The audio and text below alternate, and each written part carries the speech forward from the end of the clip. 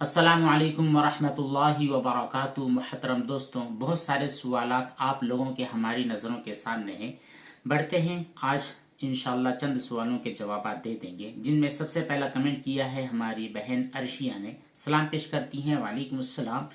इनका दुआ के ताल्लुक से एक सवाल है, बड़ा इंटरेस्टिंग है और बहुत अहम सवाल है। वो ये कहना ये चाहती हैं कि वो कौन सा वक्त होता है या कि फिर वो कौन सी शराइत होती है जिनकी वजह से हमें कॉन्फिडेंस पैदा होता है, हमें यकीन पैदा होता है कि अल्लाह तबारक व तआला हमारी दुआ ज़रूर कबूल करेंगे।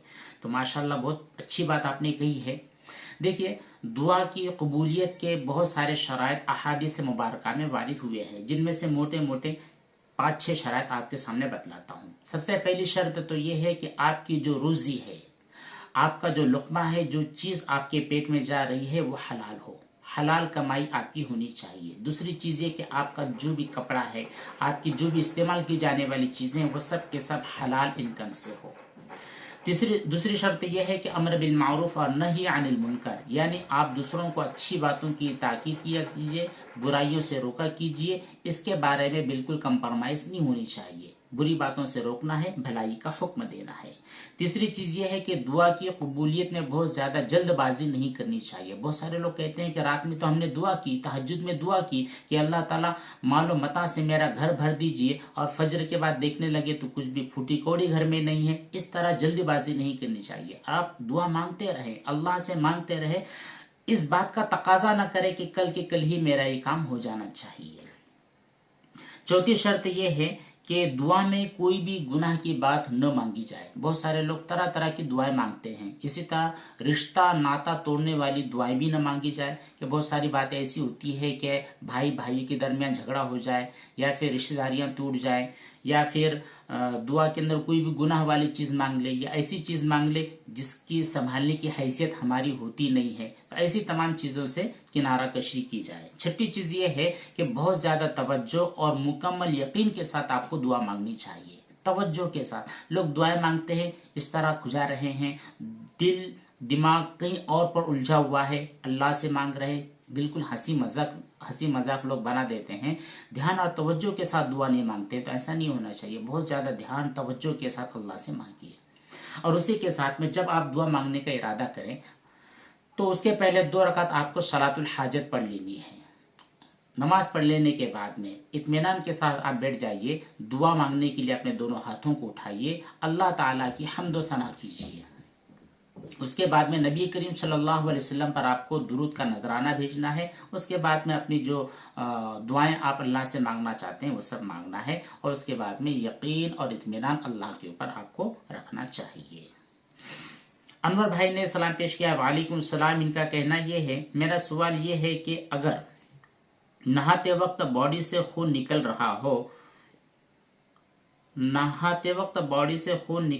हो, तो ये क्या करे, नापाक हो जाएगा? देखिए, आपकी बॉडी से जो खून निकल रहा है, जाहिर सी बात है कहीं थोड़ा बहुत कट लगा होगा, तो वहां पर आप बैंडेज लगा दीजिए, वहां पर कोई ऐसी चीज बांध दीजिए कि गुस्ल के दौरान वो खून न निकल पाए। अगर खून निकलता है तो जाहिर सी बात है पूरी बॉडी पर आपका पानी बह रहा है, तो जब पूरी नजासत वगैरह खत्म हो रही है तो जहां से कट लगा है वहां से खून बहते हुए वह पानी उस पर से निकल जाएगा, और आपकी कट्स को और आपकी बॉडी के ऊपर जो ब्लड है उसको भी वो साफ कर देगा, आप पाक हो जाओगे। लेकिन आपको लग रहा है कि नहीं, वो तो कंटिन्यू निकलते चल रहा है, तो फिर आप वहां पर बैंडेज वगैरह बांध लें और उसके बाद में अपना गुस्ल मुकम्मल करें।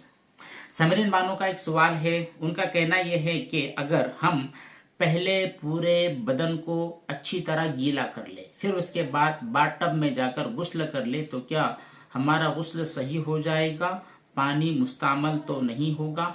जी देखिए, सबसे पहले जब आप बाथटब में जाने से पहले अपनी फुल बॉडी के ऊपर जितनी भी नजासत और गंदगी है उसको रिमूव कर लेते हैं। अच्छी तरह आप वुजू कर लेते हैं, हाथ पैर और जिस्म के किसी हिस्से पर अगर नजासत है उसको ख़त्म कर लेते हैं, तो आपकी जो बॉडी है वो नजासत हकीकिया से पाक हो चुकी है। यानी अब आपकी बॉडी पर कोई नजासत नहीं है, सिर्फ आपको फुल बाथ लेना है। तो आप जब बाथटब में जाते हैं तो जाने की वजह से आपका जो गुस्ल था गुस्ल भी मुकम्मल हो गया है। और आपने जो चीज़ कही है कि वो पानी मुस्तामल तो होगा या नहीं, तो मुस्तामल का मसला ये होता है कि बहुत सारे मुस्तामल पानी ऐसे होते हैं जिनको रिसाइकल करके बाद में और किसी चीज़ में यूज़ कर सकते हैं या नहीं। तो अगर आपकी बॉडी पर कोई नजासत नहीं थी, कोई गंदगी नहीं थी, तो अब वो पानी मुस्तामल हो चुका है, लेकिन ऐसा मुस्तामल नहीं है कि उसके बाद में आप दोबारा उससे गुसल कर सको, उससे वजू कर सको, इस लायक वो नहीं है। यानी आप उसको पौधों पर डाल सकते हैं, और कोई भी चीज़ जैसे घर के फर्श के ऊपर आप पानी डालना चाहते हैं, कोई नजासत वगैरह दूर करना चाहते हैं, तो वो सब चीज़ें चल जाएगी। नाहिद गजाला ने सलाम पेश किया है, वालेकुम सलाम। इनका कहना है कि मुफ्ती साहब मेरे मरहूम दादा का नाम इस्माइल था, क्या मैं अपने बेटे का नाम भी इस्माइल रख सकती हूँ? इस्लाम इसके बारे में क्या कहता है, प्लीज रहनुमाई कीजिए। मेरे बड़े बेटे का नाम इब्राहिम है। बहुत अच्छा है, आपके बड़े बेटे का नाम इब्राहिम है और छोटे का नाम आप इस्माइल रखना चाहते हैं, तो बहुत अच्छी बात है, माशाल्लाह। ये एक बड़े बुजुर्ग पैगंबर का नाम भी है इस्माइल, हजरत इब्राहिम अलैहिस्सलाम के वालिद है, वो नाम रख सकते हैं। और जहां तक रहे आपके दादा का नाम इस्माइल था, तो इसके अंदर कोई हरज वाली बात नहीं है। बहुत सारे लोग जब हमको नाम सजेस्ट करते हैं, कहते हैं कि भाई आप ये रखो ये रखो ये रखो, तो वो कहते हैं कि नहीं, इस नाम की बच्ची हमारे घर में ऑलरेडी है, इस नाम का बच्चा ऑलरेडी हमारे घर में है, जबकि नाम बहुत बेटर होता है, बहुत बेहतरीन होता है, किसी सहाबी या नबी का नाम होता है। तो लोग सिर्फ इस वजह से नाम नहीं रखना चाहते हैं कि नहीं हमारे खानदान में है, या फिर हमारी गली में, हमारे मोहल्ले, हमारे गांव के अंदर उस नाम का बंदा है, हमको बिल्कुल यूनिक नाम होना चाहिए। तो इस वजह से लोग बहुत ज्यादा परेशान होते हैं, जबकि बिल्कुल गलत चीज है। आप अगर अपने दादा का जो नाम था वही आप अपने बेटे का नाम रखना चाहते हैं, तो इसमें शरीयत बात से कोई मुमानियात नहीं है। ठीक है।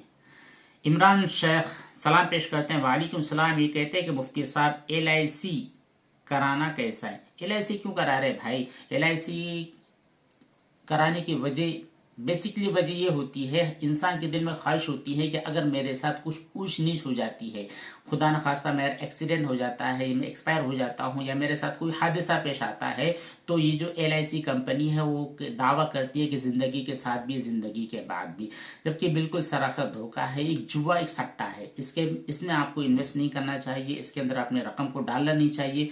और अगर गलती से आपने कुछ खरीद लिया है या फिर LIC के अंदर आपने कुछ रकम इन्वेस्ट कर दी है और आज को पता चला है कि नहीं LIC में इन्वेस्ट कराना या फिर वहां पर पैसे जमा कराना या फिर पॉलिसी खरीदना आपके लिए जायज नहीं होता है, तो आज ही काम कीजिए कि उसको तोड़वा दीजिए। जितनी रकम आपने जमा की थी उतनी रकम ले लीजिए, जो जायद रकम है उसको आप बिना सवाब की नियत के सदका कर दें, क्योंकि वो सूद की रकम है जिसका इस्तेमाल करना किसी भी मोमिन और मुस्लिम के लिए हलाल और जायज नहीं होता है। तो ये फारूकी ने सलाम पेश किया है, वालेकुम सलाम। इनका कहना यह है कि मुझे वसवसे आते हैं, मैं पहले भी इसके बारे में क्वेश्चन कर चुका हूँ, इसका जवाब एपिसोड 345 में दे दिया है, मैं परेशान हूँ। कुरान अल्लाह ताला की सिफत है, कुरान अल्लाह ताला की सिफत है, इसलिए मुझे ये वसवसा आ रहा है कि जब भी हम कोई वजीफा या फिर कोई आयत तिलावत करते हैं बरकत के लिए, तो क्या वो सूरत या वो आयत ही हमारे कामों को मुकम्मल करती है या फिर अल्लाह का हुक्म इसके पीछे होता है? मुझे बहुत ज्यादा वसवसे आते हैं, मैं इन वसवसों से बचने के लिए क्या करूं? इस तरह की जो बातें आपके जहन में अल्लाह के ताल्लुक से, नबी करीम सल्लल्लाहु अलैहि वसल्लम के ताल्लुक से, कुरानी आयत की तिलावत से जो मुतालिक जो ऐसे वसवसे आते हैं, इन वसवसों के कोई हाथ पैर होते नहीं है, इनको छोड़ देना चाहिए। ये बिल्कुल बेसिकली बात है जी। अल्लाह तबारक ताला ने खुद कुरान करीम में इरशाद फरमाया है, फी शिफाउल लिन्नास। कुरान करीम की आयत, कुरान करीम, इसमें लोगों के दिलों के लिए, लोगों की जिस्मानी अमराज के लिए, रूहानी अमराज के लिए, खुद कुरान करीम इंसानियत के लिए शिफा है। अल्लाह ने कह दिया, बस हमको मान लेना है। फिर उसके बारे में चूं मचरा कैसे क्यों, अब कुरान की आयत ही हमें शिफा देगी कि इसके पीछे अल्लाह ताला का हुक्म होगा, तो इन तमाम बातों के अंदर पढ़कर अपने आप को परेशान करने के अलावा हमें कुछ नहीं मिल सकता है। साफ सी बात अल्लाह ने कह दी है कि कुरान करीम में शिफा है। अब उसमें कोई आयत है, कोई सूरत है, आप उसको पढ़िए, उसकी बदौलत, उसके वास्ते से और उसका वास्ता अल्लाह को दीजिए। इंशाअल्लाह अल्लाह तबारक ताला आपके कामों को, आपकी हाजात और आपकी ज़रूरियात, आपकी बीमारी वगैरह को सब ख़त्म कर देगा, आपकी ज़रूरियात को मुकम्मल फरमा देगा। तो इस तरह की जो बातें आपके जहन में आ रही है वसवसों के ताल्लुक से, अगर आप इसी में घिरे रहोगे, इसी में पड़े रहोगे, इसी के बारे में रिसर्च और तहकीक करते रहोगे, तो ये आपको बहुत दूर तक पहुंचा देगी, जिसकी वजह से आपका ना कोई दुनियावी फ़ायदा होगा ना कोई उखरवी फ़ायदा होगा। तो हमारा सजेशन ये है कि आप इसके बारे में बहुत ज़्यादा सोचना, बहुत ज़्यादा खोद कुरेद करना छोड़ दीजिए। मसूद साहब का सवाल है, कहते हैं कि मसूद साहब कहते हैं कि मेहंदी अगर कपड़े में लग जाती है तो क्या नमाज हो जाएगी और कपड़ा पाक होगा या नहीं? ये मेहंदी जो है अगर आपके कपड़े में लगी हुई है, किसी खातून के दुपट्टे वगैरह में लगी हुई है या फिर बॉडी की किसी हिस्से पर लगी है, तो उसकी वजह से आपकी नमाज के अंदर कोई खलल नहीं होगा, क्योंकि मेहंदी अपनी जात के एतबार से पाक ही है। ओके, जब वो पाक है तो आपकी बॉडी को और आपके कपड़े वगैरह को नापाक नहीं करेगी, आपकी नमाज भी हो जाएगी। इसी तरह आपके जो कपड़े थे उनको धोना भी जरूरी नहीं है। हाँ, आज राह निफासत, उसको सफाई की गर्ज से आप धोना चाहते हैं तो कोई हर्ज नहीं है, धो लेना चाहिए, लेकिन उसके होते हुए आपकी नमाज के अंदर कोई खलल वाक़ई नहीं होने का, अपनी नमाज हो जाएगी। यहाँ तक कि आपकी वजू भी हो जाएगी, क्योंकि जहां पर मेहंदी लगी होती है, आप गौर कीजिए, उसके ऊपर जब आपने पानी डाला तो पानी मेहंदी के अंदर से उतरते हुए आपकी जिल्द और खाल तक पहुंच जाता है, आपका वजू भी हो जाएगा। अब्दुल अलीम साहब हमारे एक दोस्त हैं माशाल्लाह, उन्होंने सलाम पेश किया। वालेकुम सलाम। कहने के मुफ्ती साहब उम्मीद है कि आप खैरियत से होंगे। अल्हम्दुलिल्लाह। इनका कहना यह है कि इमाम साहब, जबकि आपके नाम इमाम माशाल्लाह, इमाम साहब तकबीर तहरीमा जोर से कहना भूल गए, आहिस्ता से उन्होंने तकबीर तहरीमा की और लोगों ने भी उनको देख करके अपने हाथों को उठाकर बांध लिया है। मुझको पूछना यह है कि नमाज सही हो गई है या फिर सजदे सहव करना जरूरी है? देखिए हाफिज अब्दुल अलीम साहब, गलती से आपने या फिर जिस इमाम साहब ने भी आहिस्ता आवाज में तकबीर कही है, तकबीर का मतलब ये कि बुलंद आवाज से आपको कहना है। बुलंद आवाज से, चूंकि आप इमाम है तो पीछे जितने भी लोग हैं आपकी इक्तदा करेंगे, तो ध्यान देना चाहिए, तवज्जो के साथ आपको नमाज पढ़ानी चाहिए। लेकिन कभी गलती से ऐसा हो गया, आपको लगा कि मैं तन्हाई नमाज पढ़ रहा हूँ, या कि आपको पता है आपने इक्तदा की नीयत भी की है, लेकिन आप भूल गए और धीरे से आपने तकबीर तहरीमा कही, फिर लोगों ने पीछे से देखते हुए आपकी इक्तदा में अपने हाथों को उठाकर बांध लिया है, तो फिर आपकी भी नमाज सही हो गई है, पीछे वाले जो लोग थे उनकी भी नमाजें सही हो गई है। दोबारा तकबीर कहना भी जरूरी नहीं है, इसी तरह आखिर में सजदे सहव करना भी जरूरी नहीं है, आपकी नमाजें हो गई है, मुतमईन रहे। जकिया खान सलाम पेश करती हैं। वालेकुम सलाम। इनका कहना यह है कि नमाज के बीच में कभी ऐसा होता है कि हमारे घर का फोन बजने लगता है और वो मेरी जाए नमाज के साइड में रखा होता है, फिर फोन बजता है तो मैं अपने सीधे हाथ को थोड़ा हटाकर उस फोन को स्वाइप करती हूँ, जिसकी वजह से वो कट जाता है, तो मेरी नमाज सही हो जाएगी या नहीं? देखिए हमारी बहन, आपके पास जाहिर सी बात है आप नमाज अदा कर रही हैं और मोबाइल फोन आपके जाए नमाज के पास है, तो आपकी नमाज में डिस्टर्ब ना हो, परेशानी ना हो, आप ध्यान और आपकी तवज्जो अल्लाह से हटकर कहीं और पर न चली जाए, इसके लिए बेटर यही है कि नमाज से पहले आप अपने मोबाइल फोन को साइलेंट मोड पर डाल दीजिए या फिर फ्लाइट मोड पर डाल दीजिए या फिर उसको स्विच ऑफ कर दीजिए, ताकि आपकी जो नमाज है 4 रकात 2 रकात जो भी आप पढ़ना चाह रही है वो बिल्कुल फोकस के साथ अदा हो सके। पहली कोशिश आपको ये करनी है। लेकिन आप गलती से भूल गई और मोबाइल बजने लगा तो छोड़ दीजिए।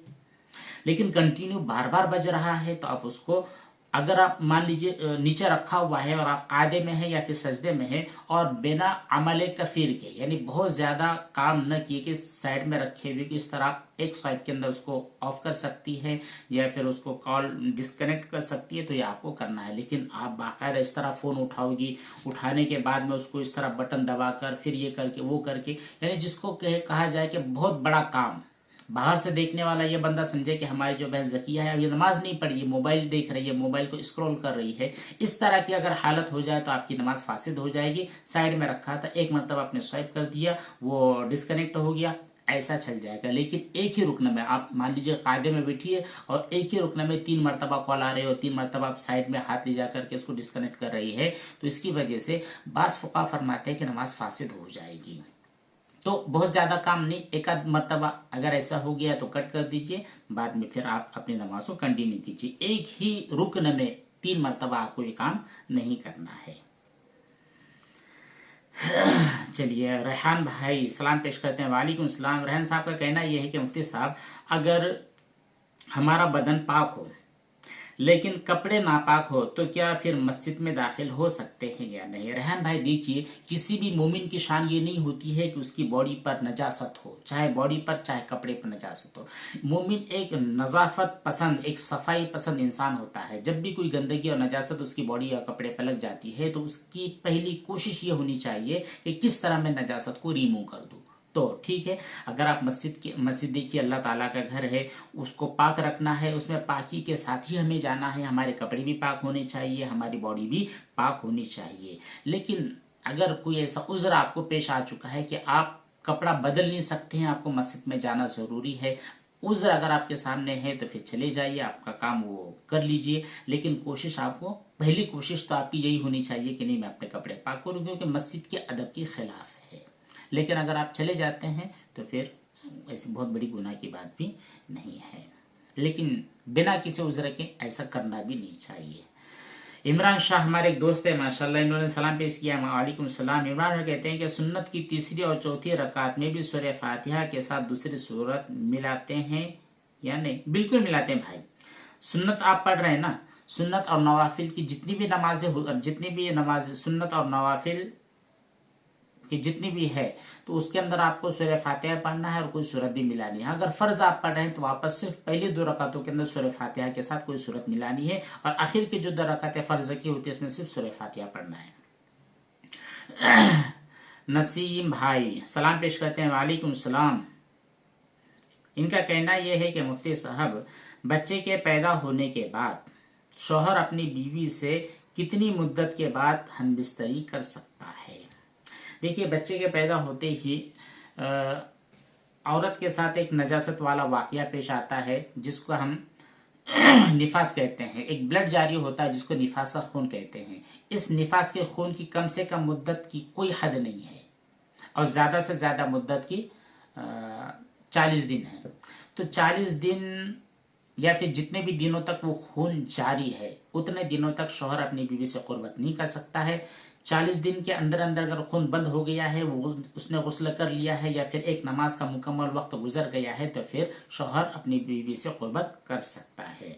और अगर कोई खातून ऐसी है जिसके बच्चे की विलादत के बाद खून ही जारी नहीं हुआ है तो फिर ये निफास वाली औरत नहीं है, इससे भी कुर्बत की जा सकती है। चलिए, काफ़ी सवालात हो चुके हैं और भी जो बहुत सारी बातें हैं, तो इंशाल्लाह हम कोशिश करेंगे कि आपको टेक्स्ट के ज़रिए हमारे जो कमेंट्स हैं उन कमेंट्स में ही आपके जवाबात लिखकर आपको इरसाल कर दें। जो व्हाट्सएप वाले लोग हैं बहुत ज़्यादा परेशान हो जाते हैं, आप लोग बार बार एक ही चीज़ रिपीट उसको लिखते रहते हैं। तो ऐसा नहीं, एक मरतबा आपने कमेंट कर दिया है, एक मरतबा आपने लिख दिया है तो इंतज़ार कीजिए, हम आपके व्हाट्सएप को देख लेते हैं। लेकिन जैसे ही मौका मिलेगा तो इंशाल्लाह उसके ऊपर भी जवाबात लिखने की कोशिश करते रहते हैं। तो दुआओं की दरख्वास्त, बहुत सारे लोगों ने दुआओं की दरख्वास्तें की हैं। अल्लाह से दुआ है कि अल्लाह तबारक ताला उन्हें दुनिया और आखिरत में सुकून और चैन वाली ज़िंदगी नसीब फरमाए। वस्सलामु अलैकुम वरहमतुल्लाहि वबरकातुहू।